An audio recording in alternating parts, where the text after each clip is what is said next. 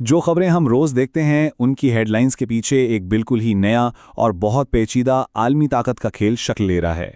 ये एक ऐसा स्ट्रैटेजिक निज़ाम है जो मईशत, टेक्नोलॉजी और फौजी ताकत के ज़रिए पूरे के पूरे खित्तों को अपनी गिरफ्त में ले सकता है और बहुत से ममालिक को मुस्तक़बिल बनाने के बजाय सिर्फ इस पर रद्द अमल देने पर मजबूर कर देगा।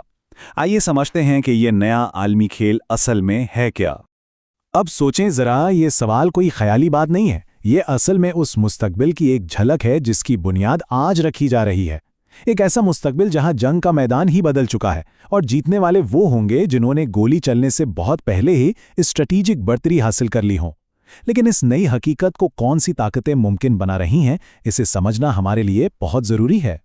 तो बात यह है कि हम जंग के एक बिल्कुल नए दौर में दाखिल हो रहे हैं। यहाँ हथियार अब टैंक और मिसाइल नहीं रहे, बल्कि अब हथियार हैं इक्तिसादी राहदारियाँ और टेक्नोलॉजी के नेटवर्क्स। ये एक खामोश जंग है, लेकिन इसके असरात बहुत गहरे हो सकते हैं। अब कंट्रोल ज़मीन पर कब्जे का नाम नहीं, बल्कि आलमी तिजारत के रास्तों, डेटा के बहाव और टेक्नोलॉजी की बढ़तरी का नाम है। जो इन निज़ामों पर काबू पालेगा वही 21वीं सदी का फातेह होगा। तो इस मुस्तकबिल के मंजरनामे से अगर हम आज की हकीकत की तरफ आएं, तो एक ऐसा तस्वुर सामने आया है जो इस सब को मुमकिन बना सकता है। फरवरी 2026 में इसराइली वज़ीर-ए-आज़म बेंजामिन नेतन्याहू ने एक नई इलाकाई हिकमत अमली मुतारफ़ करवाई, जिसे एक ताकतवर ज्योमेट्रिकल शक्ल का नाम दिया गया है। अच्छा, तो इस नई जंग का जो मरकज़ी हथियार है उसे नाम दिया गया है इत्तेहादों का हेक्सागन का, यानी हेक्सागन ऑफ अलायंसेस। ये सिर्फ एक नाम नहीं है, बल्कि एक ऐसा जियोपॉलिटिकल डिज़ाइन है जो मशरिक़ वस्ता और उससे आगे ताकत के तवाज़ुन को हमेशा के लिए बदलने की सलाहियत रखता है।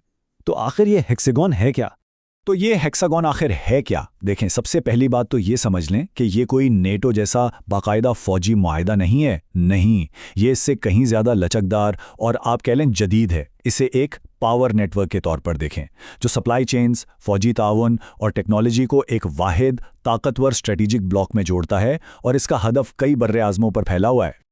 अब इस इत्तेहाद के मकासद को देखें तो वो बहुत वाज़ेह और सच पूछें तो काफ़ी दूर रस हैं। सबसे पहला हदफ तो यह है कि ईरान के इलाकाई असर रसूख को रोका जाए। दूसरा, इंतहा पसंद ग्रोहों का मुकाबला करना। तीसरा और शायद सबसे अहम, एक ऐसी इक्तिसादी और तकनीकी राहदारी कायम करना जो आलमी तिजारत पर गलबा हासिल कर सके। लेकिन एक और बड़ा मकसद भी है, अमरीकी सिक्योरिटी पर इन्हिसार कम करके एक खुद मुख्तार और ताकतवर ब्लॉक बनाना। अब जाहिर है, इतना बड़ा मंसूबा रातों रात तो हकीकत नहीं बन सकता।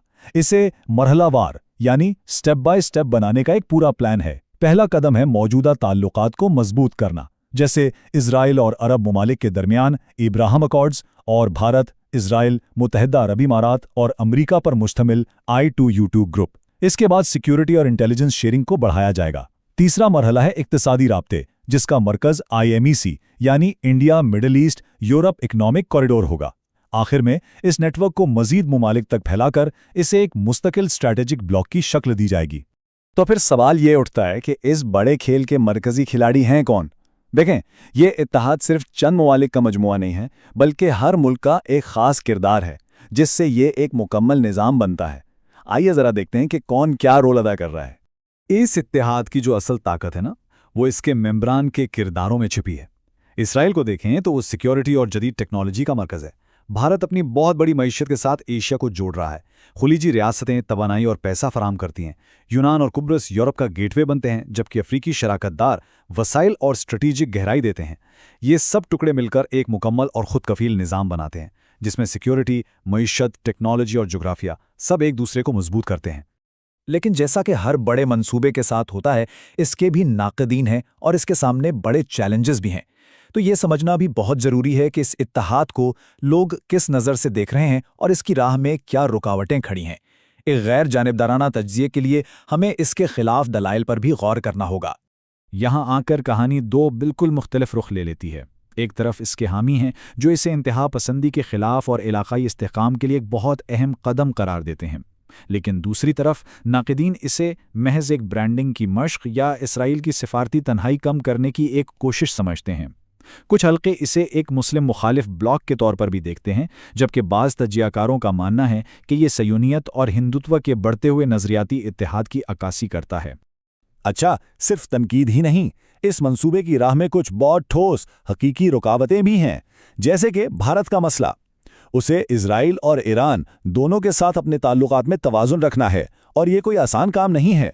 कानूनी तौर पर यूनान और कब्रिस जैसे ममालिक जो आईसीसी के मेंबर हैं, इसराइली क़ियादत को गिरफ्तार करने के पाबंद हो सकते हैं।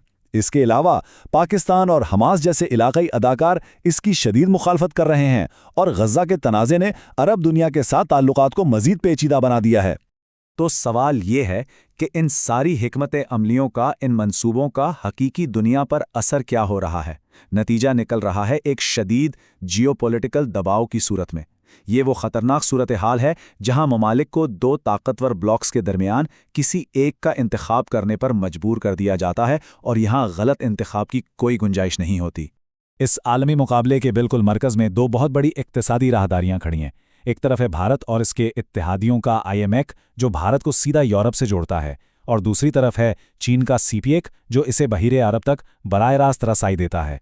ये सिर्फ सड़कें और बंदरगाहें नहीं हैं, ये मुस्तकबिल में आलमी ताकत के दो अलग अलग महवर हैं, और इनकी टक्कर यकीनी है। और इस मुकाबले का जो बराह रास्त नतीजा है वो पाकिस्तान जैसे ममालिक भुगत रहे हैं, जो इन दो ताकतवर ब्लॉक्स के बीच में आप कह लें कि फंस गए हैं। उन पर एक शदीद जियोपॉलिटिकल दबाव है। अगर वो एक तरफ झुकते हैं तो दूसरी तरफ से एक तासाती और सिफारती तन्हाई का खतरा है।